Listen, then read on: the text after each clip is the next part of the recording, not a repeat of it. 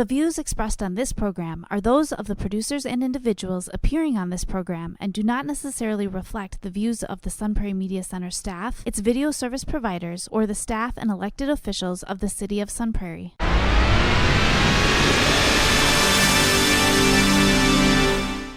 Hello and welcome to Real Reviews. My name is Jamison Rabbit, and this week I'm joined by a special guest host. She is my much better half. She's the lovely and talented Miss Sarah Rabbit. Hello, ma'am. Hello. So happy to have you on this show. Thank you for having me. I've been looking forward to this. Yeah? Yeah. This is good. Yeah. Well, we've been doing it for 7+ years. I finally got you on here. Well, Mike is kind of hard to live up to. Yeah, I know, he's tough. Yeah. He's tough. I think you can do it. Yeah. All right, I'll try. All right, we're just going to talk movies just like we do at home, only this time in front of dozens of people. I'm going to get us started with our first film that we have on the marquee this week. We're going to start with A Quiet Place Part 2. This is written and directed by John Krasinski. This is the first film to really be a victim of the pandemic of last year. It was scheduled to come out last March, and early on, it was the first one to move its release date, and it's just kind of been sitting there patiently waiting for a weekend like this, a big holiday weekend when people are able to go to the theaters. And this film takes place immediately after the events of the original film, where these monsters who work on auditory senses, they hear everything and they destroy whatever they hear. And we saw the Abbott family have to deal with that in the last film.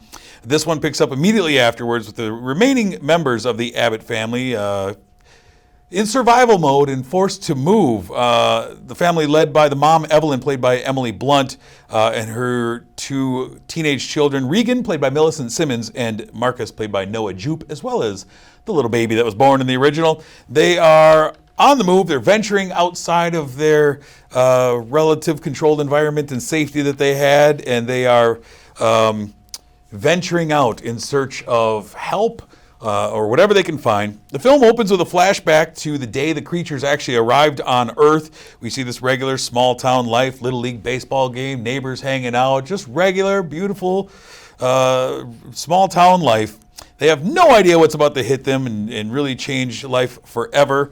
And we also get to see John Krasinski in the flashback. That's nice. There he is. Look at Jim hanging out, right?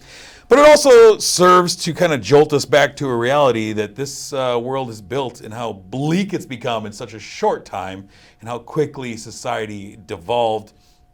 And the tension kind of ramps up pretty quickly after this. And they do their best to kind of keep their hold on this whole film. We also introduce a new character, an old neighbor of theirs who's surviving in his own way, a man named Emmett, played by Cillian Murphy. And the Abbott family is using what they've learned to survive as they look for survivors.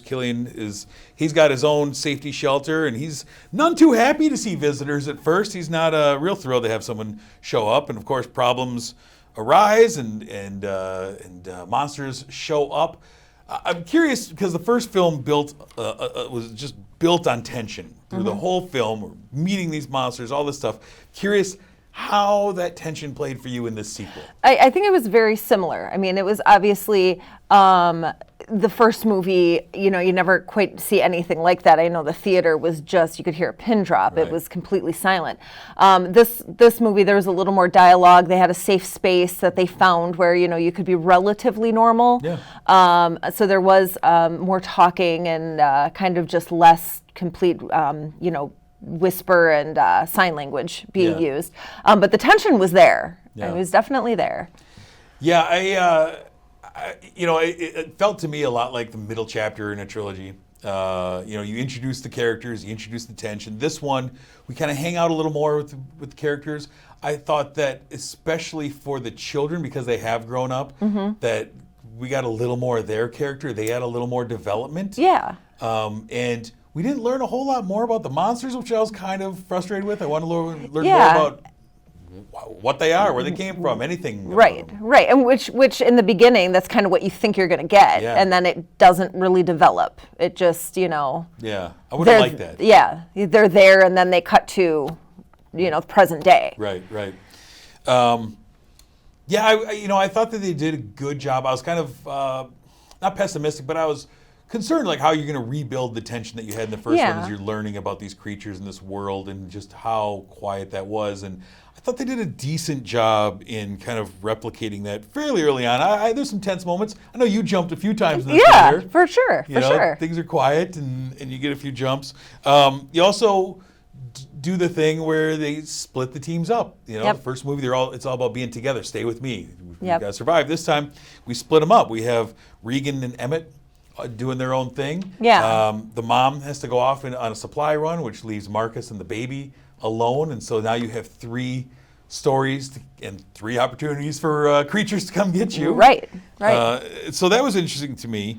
And they also reintroduced Regan using her cochlear implant as like a weapon, and she wants to kind of use that to find others and help others if she can. Yeah. Well, and I think that was, part of her quest was, why. Quest, I like that. Yeah, That's true. that's where she ventured out and ended up meeting with Emmett, and she kind of had a theory and was panning it out.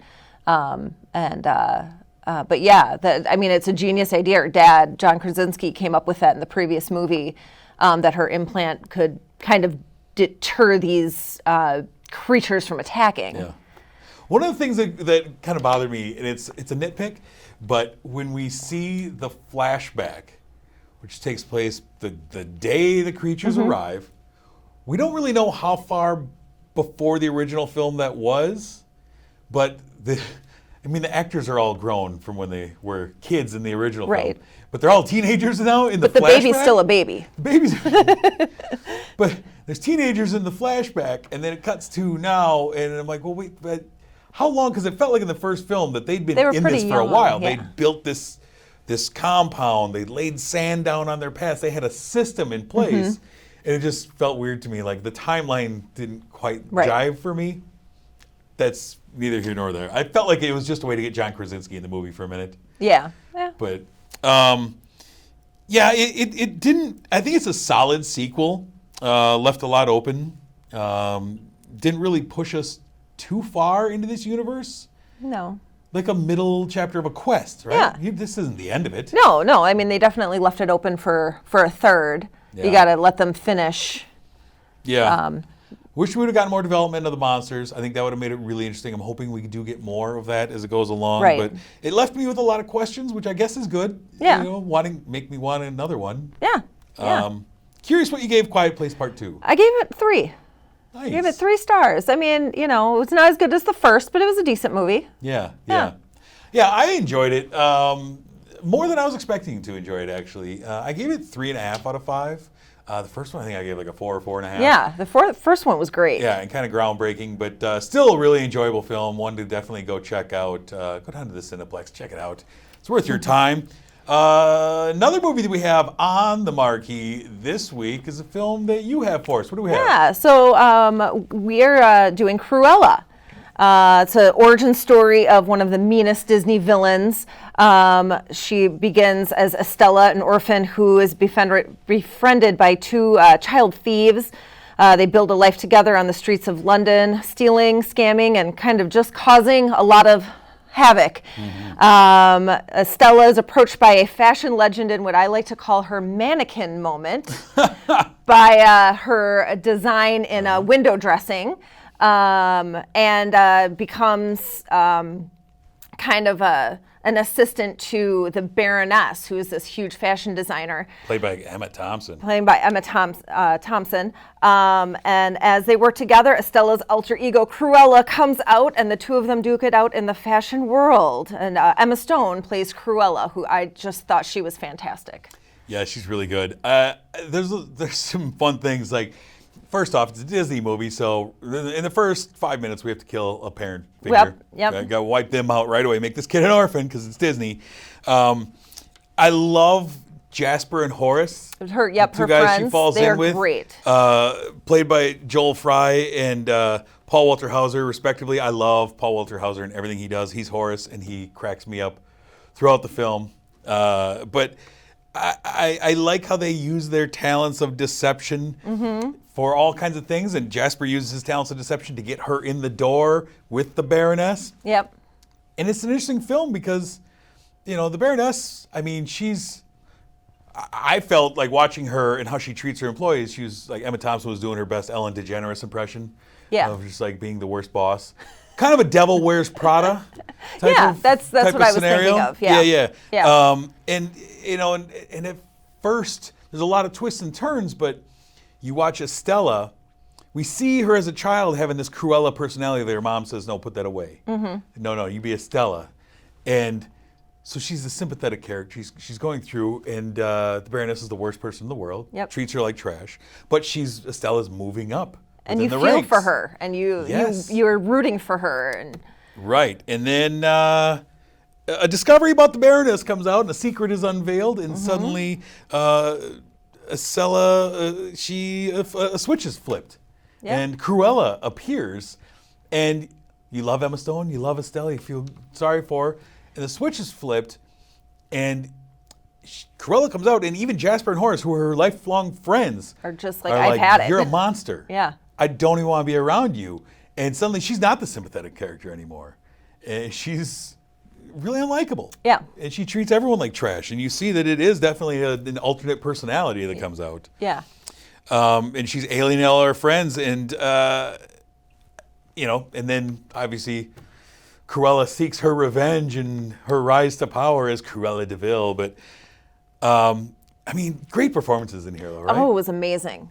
Amazing cast. I really enjoyed it. The soundtrack. I don't know if you noticed that the soundtrack was awesome. Yes. That was like one of the things I thought about. I was like, as we're going through the movie, I'm like, the music just got better and better. Like I have great soundtrack twice in my notes. It was really enjoyable. It was. Like it was, back when we were kids, soundtracks were the thing. Yeah. And I would totally buy this soundtrack. Absolutely. The fashion show parts were really entertaining. There's a fashion show by the fountain that was just music and lights and entertaining, and the fashion was just, it was iconic London in the 70s, but it was great. Yeah, it's a beautiful film. I also really enjoyed just like little things like the big analogy has been comparing Cruella in this film to the Joker. Yeah. It is very similar in both her look and her personality and the reveal and all that to the recent Joker films. But I enjoyed like little things like there's a big heist in there that's like a Thomas Crown Affair heist. Yeah. I thought that was really cool. I thought Emma Thompson as the Baroness was like perfect casting. Fantastic, She was great. And a lot like Maleficent was, we take a Disney villain and we show different sides to her and give them nuance to a villain. You make them likable, even though we grew up with these evil characters. It is strange to me, though, that we're making all these villains really sympathetic, like this character who what Cruella's going to go on to do. Turns out to she be. Wants to kill dogs. But you're like, I want to get a Cruella doll now, like they're selling it to little kids, which is very strange to me. But we don't really get into the 101 Dalmatians. No. Dalmatians make an appearance. They're part of the movie, but they're not integral to the story. Yeah. Really. And this film kind of butts up to where the 101 Dalmatians story really begins. Yeah. But I really enjoyed it. It's beautifully shot. And what I really love about Emma Stone, I was going to say, was when she takes on the Cruella personality, she almost takes on this different physicality too, I noticed. Yeah. Like she carries herself differently. She walks differently. Mm-hmm. It was a very purposeful choice, and I thought she was great at it. She was great at both sides of the duality of Cruella. Yeah. Really enjoyable. It's one that I kind of really want to watch again. Yeah. Kind of been in my head.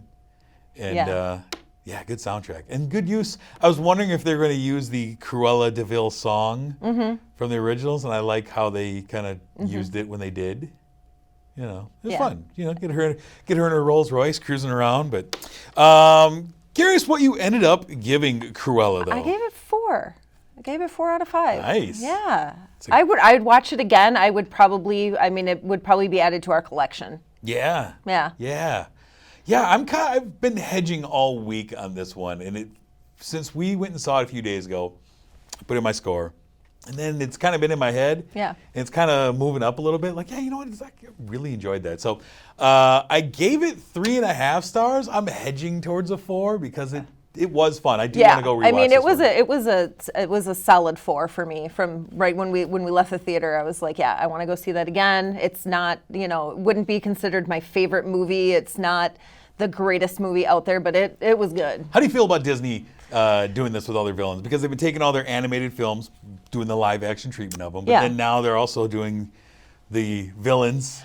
I like it. I think it's really interesting. I think that, we saw like kind of the Disney cartoons as kids and now seeing them as live action. But it's still the same story. And I kind of like that they're explaining like, well, how did they get that way? What made them out to be this monster that they are? I kind of think it's interesting. I mean, Disney's been just kind of cannibalizing itself by like just remaking its own movies over and over again. It's been hit and miss. Like, I love Jungle Book, but I didn't love a lot of these, Yeah, and I mean, it's a whole new generation where, our, animated movies that we grew up with are kind of outdated. And yeah, but when we were kids, we were watching animated movies from the 40s. Yeah. And enjoying them. And our kids are watching those movies from the 40s. I do kind of like the idea of just adding some character to some of these villains and, make them a little more family friendly. I don't know. Yeah, I don't know if it would necessarily be family friendly, but I don't know. I wonder who's going to be the next villain. I don't know. We'll have to think about Who that knows? one.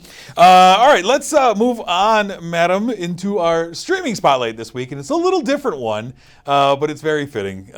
So our streaming spotlight this week is actually a reunion show that I think everybody's been looking forward to for a while. It is the Friends reunion that came out this week. This is a maybe not necessarily film, but it is a show that did huge numbers and people were dying for this. It was over on HBO Max. Fans have been clamoring for something for years with this Friends cast to get together. I mean, Friends, I feel like, is as popular today as ever, reaching this new generation who's streaming it and loving it. And just, I know we have kids who love it as well, and we're not the only ones. And this reunion was kind of a mixed bag of a reunion. You have the rebuilt sets that they brought back onto the soundstage, which allowed the 6 stars to reunite in the familiar confines and share stories and share tears and laughs.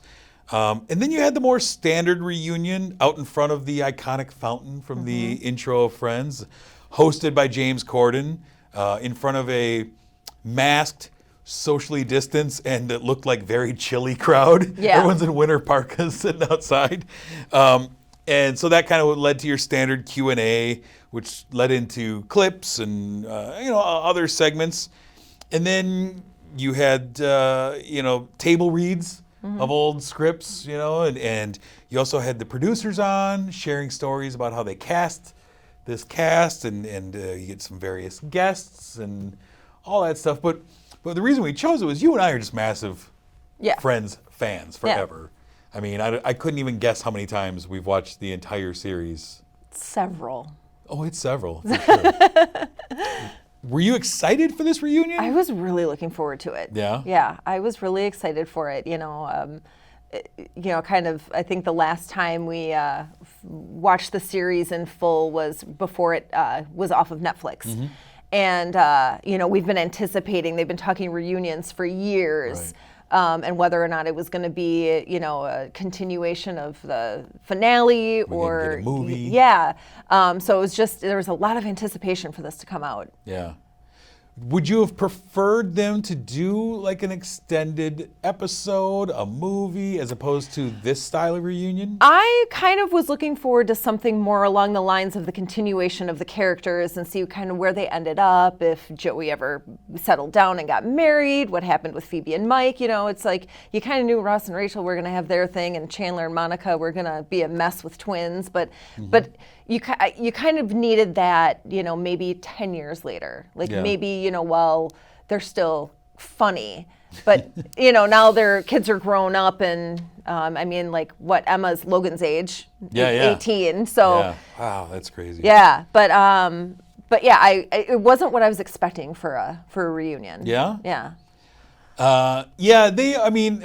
It's tough because you watch them and they're evergreen when you just keep watching the episodes over and over again. And everyone stays 25 years old.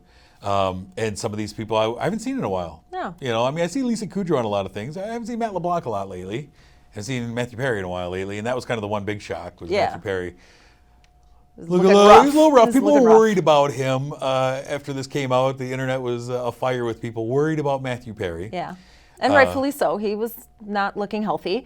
Yeah. But a friend would compare him to Roger Ebert after he had his first surgery. It's like, oh, that wasn't good. That did not turn out well. But various guests that show up. I was hoping for a little more like guests coming in. Like I could have standed for this to be a little longer when we bring in more guests. Yeah, I kind of had that same thing too, and I was kind of wondering where some of the cameos fit in. Mm-hmm. Like I would have rather have had Chrissy Hines come in instead of Lady Gaga. Yeah. That felt like just a like Justin Bieber, grab. like what he came out to model. Like you should have had Julia Roberts or Elle Macpherson come out and be the model. Applegate, She's like Christina 80s. Applegate, Reese Witherspoon. Like yeah. they could have done so many things because they had so many wonderful cameos in this show, like throughout the 10 years. That it's like some of them just didn't fit. Yeah, I agree. Some of it felt like it was notes from a studio being like, we'd really like to get Justin Bieber and Lady Gaga in there. Like, but they don't have any connection to the show. No. And it was like, well, they probably would have been on the show had it, had it still been airing. But I liked Mr. Heckles. I think was my favorite cameo. I loved that he came back for it. They kind of forced Janice in. Like I kind of felt like that was pretty awkward. Like they could have done something better with that. Yeah, because she was a big character. Yeah. They played the game, right? Yeah. That's one of my favorite episodes. That was my favorite episode ever, right? So, of course, everyone loves that episode, so they kind of play the game. And that was a lot of fun. It was, but it also felt weird because it felt like there were rules that the cast didn't quite understand. It's like, oh, you can't yell at the answer because that's actually leading to a bit. Yeah. So don't yell out, that's Tom Selleck, because we have to introduce Tom Selleck still. Right. But what I really enjoyed about it is you could really feel the love between them. Yeah. And that came out, and the stories they told.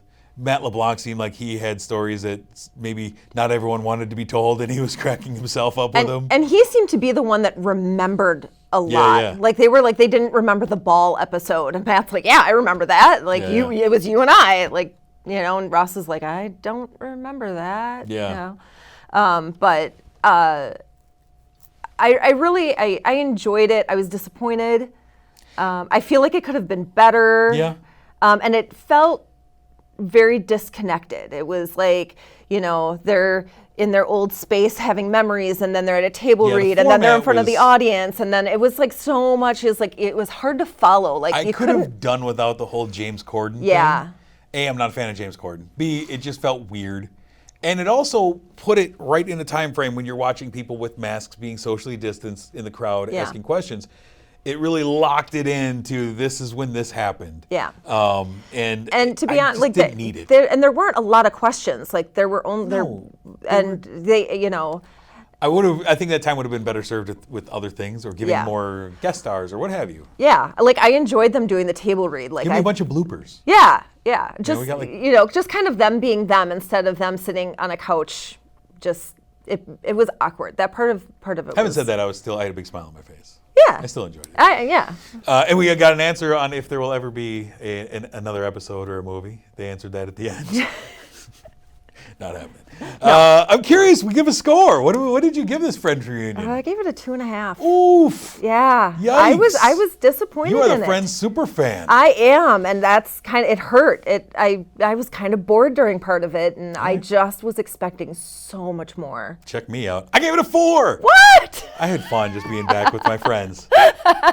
You're the reason I watched Friends. I didn't watch it until we got together, and I enjoyed it. It was fun getting to see everybody. It was. But I just, I was kind of hoping that it would kind of go into the rotation of the next time we watch the series again. And I don't That's a one and done. Yeah, that's why I couldn't score it any higher. I don't think I'd watch it again.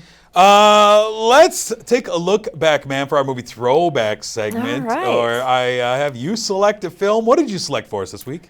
Overnight Delivery. Ooh, what's this movie? So it is a 1998 romantic comedy that went direct to video, which I did not know. Okay. About a college student played by Paul Rudd named Wyatt and is convinced that his high school girlfriend Kimberly, played by Christine Taylor, is cheating on him. Upset, he meets up with his friends at a strip club where we meet the beautiful Ivy, Reese Witherspoon, as one of the dancers, who befriends him for his, he defended her, that his friends were kind of being jerks, and he comes to the rescue, and so she helps him out, befriends him, and Ivy convinces Wyatt that he should send Kimberly a breakup letter, which he does by express mail. When he finds out the Ricker, which was the name of who he thought was cheating, she was cheating with, was a dog, not a guy, he and Ivy hit the road to retrieve the note before it gets to Kimberly. Yeah. Turns into a big old road comedy with these two. Yeah. It starts, he's just going to fly down to Memphis. They're in Minnesota at Twin Cities University. And he was just going to fly down and try and intercept this package. And his flight gets delayed by a serial killer. And so then they have to go road trip to other airports to try and get him to... Well, and they're trying to get this mailman. Yeah, they're trying to get this mailman. Played by Larry mailman. Drake, who's very dedicated to his job. Yeah, well, it's his first day being on the road by himself, and he wants is to get that letter dedicated that he is going to get these delivered, and but it's fun. It is a fun movie. I'm trying to think where we discovered this movie. Just bought the movie on Amazon, saw it on Amazon years and years, 20-some years See, ago. I thought we discovered it at the German movie place. No, we just discovered it on Amazon, looking for movies. Yeah, I love it. I mean, it's a movie that is very underseen and underrated. Very much of the 1990s. It is very much of its time. The style and everything. But these are two of America's sweethearts. Yeah, Reese for sure. Witherspoon, Paul Rudd, two people who never age. No, Neither but one of them she is age. definitely not America's sweetheart in this movie, which I kind of like. I don't know, it's kind of where I might have gotten a little crush on her because of this movie. Yeah. Reese Witherspoon was great. Yeah, she And these is. two are fun, and they run into crazy characters on the race. And I mean, I love it. What I didn't know until doing a little research for this very show was that Kevin Smith wrote an early draft of this. Yeah. Would have starred Joey Lauren Adams instead of Reese Witherspoon. Yep. Would have made this movie part of the View-esque universe because Jay and Silent Bob were going to be in this as well. And that obviously did not happen. But I could definitely see that happening. And I've always loved the Volkswagen thing that she drives. Right, that purple, yeah. It's great. It's great. Yeah. And Paul Rudd is just hilarious. He can still play this role as a college guy. Oh, yeah. Paul Rudd. I love this movie. It's a movie that both of us have watched many times and highly recommend. Nobody knows about it. Find Overnight Delivery, right? Yeah, for sure. It's so much fun. Absolutely. All right. Let's take a look ahead at what is going to be coming soon, the weekend of June 11th. We've got a few films. The first one is In the Heights, the newest film from Lin-Manuel Miranda, another musical that he wrote, of course, the man who brought us Hamilton. You might have heard of that. This is his newest venture into the theaters. Looks great. Really excited for this one. You'll definitely want to check that out. We also have a film called Awake, which is an action thriller starring Jennifer Jason Leigh and Gina Rodriguez. It's a post-apocalyptic film, so I'm in. We also have a film called Skater Girl, which is an Indian family-friendly film about a young girl who finds a passion in skateboarding. Those will all be coming out the weekend of June 11th. Before we move any further, though, we want to thank our sponsor, Marcus Theaters. The Palace here in Sun Prairie, thank you for sponsoring this program. We always appreciate getting to sit in a Dream Lounger and watch one of these amazing movies that we got this week. Next week, I'm going to be talking about films such as The Conjuring, the newest Conjuring movie called The Devil Made Me Do It. A film called Night of the Kings. A throwback film that I have never seen before, so I'm kind of curious about that. And you don't run into that often. No, it's very curious. I've heard that it might be terrifying. And I'm going to have a mystery guest host, which I'm very excited about. If you want to find more from us or anything else, you can find us on social media, Facebook and Instagram, Real Reviews TV, at Real Reviews TV is where you find all of that. Ma'am, I want to thank you for joining me on the show. Thank you for I hope this having isn't me. a one-time thing. It was great having you sitting next to me. Yeah, thanks for having me. It was a lot of fun. Good. Well, until next week when I'm talking about all kinds of spooky, scary movies, I'm Jamison. I'm Sarah. Thanks for watching.